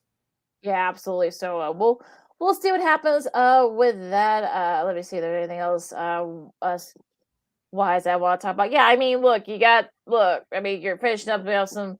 You got the playoffs too. We'll see if we get some game 7s tonight. We'll get into some game 7s. The Sixers Celtics game 7. I mean, that's something to look forward to. We'll see. I mean, I don't have faith in the Sixers, unfortunately. So as we talked about it earlier, but yeah, I mean, we'll see if the Panthers on the NHL side. We'll see if the Panthers can end their series tonight, and yeah, we'll see if the Kraken can force a game 7. My Hurricanes, took care of business and beat the Devils. Thank goodness. Yeah. So it'll be interesting to see what happens with that. We'll see if Edmonton can finish up their series against the Knights. Because if you're a Turner, you need Edmonton to get to the Stanley Cup final. Yeah. or if Toronto can make a comeback. So yeah. So if you're praying for Toronto and Edmonton, you're basically cheering for the Canadian teams. If you're the NHL, yeah, you definitely. Again, I think you'll get Edmonton, but as far as Toronto, I'm not sure. All right, Lakina, great job today, young lady. But before we close out, I would like to thank Mr. Greg Boysen. He's the Chicago Blackhawks beat writer for CHGO. Follow him at Greg Boysen on the Twitter and go to allchgo.com to read and support his work. And we'd like to thank Saul Rodriguez, our teammate at WARR Media. You can follow him at Saul_26 on the Twitter. And of course, subscribe to our podcast at WARR Media Podcast to catch his podcast at Bat. And of course, he does the Chicago Bears wrap-up podcast shows as well. All right, with that said, you follow me at Keenan McGee on the Twitter and at Keenan McGee on the IG. You can follow your Shirley Sydney Brown on the Twitter and the IG at SidKid80. Once again, that's SidKid80. That's SIDKID80. That's SIDKID80. Make sure you download that Sports Zone Chicago app wherever you get your apps. Make sure you follow Sports Zone Chicago on all social media platforms, Facebook, Twitter, Instagram, and YouTube. Make sure you subscribe to our podcast, as we mentioned, at WARR Media Podcast. That's WARR Media, PODCASTS. We're available on all podcast platforms, including the iHeartRadio app. And while you're at it, just please give WARR Media a follow at WARR Media on Facebook, Twitter, Instagram, and YouTube. Thank you very much in advance for your support. Like, share, subscribe, and tell your friends. Make sure you catch Second City Sports live and in living color every Monday, every Friday from noon to 2 p.m. Central Standard Time, exclusively on Sports Zone Chicago. One more again, as the kids would say. Please catch Second City Sports live and in living color every Monday, every Friday from noon to 2 p.m. Central Standard Time, right here on Sports Zone Chicago. All right, and don't forget to catch Sports Zone Chicago anytime, anywhere you want on Roku TV, of course. Roku TV, whether you have the app or on your whatever device you got, whether it's your smart TV, your computer, your smartphone, whatever you have, it's all right there. You catch our show, Sean and Maya, the Smoke Fellas. What's up, cuz? I know the Smoke Fellas might have a lot of NBA talk, coming up tomorrow, especially with the results from tonight's Yeah, game I'm 6. sure they'll probably be previewing a game 7 between the Warriors and Lakers. I'm sure they'll take up an hour of their time just on that game alone. Yeah, probably. I don't know those guys. Yeah, absolutely. They might be going a whole hour on that. So, of course, you can check the shows out anytime, whether it's 3 a.m. or after work. So, whatever you want, it's all right there for you. Yep. All right, enjoy all the games that are going on. Of course, whether it's football, baseball, hockey. I know there's a couple XFL there's an XFL championship going on this weekend. Do you care? Not really. Well, for those folks that do care, so okay. You can check that out on I believe it's on ESPN, I believe. And also too, of course, you got baseball, some soccer. They're finishing up their seasons. I know college baseball and college softball, they're getting geared up for their respective tournaments as well. They're finishing up their conference tournaments. So a lot of sports going on this spring, City. Of course, it's that time of year. That's how we like it. But for Sid, I'm the key to enjoy the weather, enjoy the sports. This has been Second City Sports on Sports Zone Chicago, and we'll see you Monday. I miss you, Jose Abreu. Holla! No crying on the shoulder we ABC no more.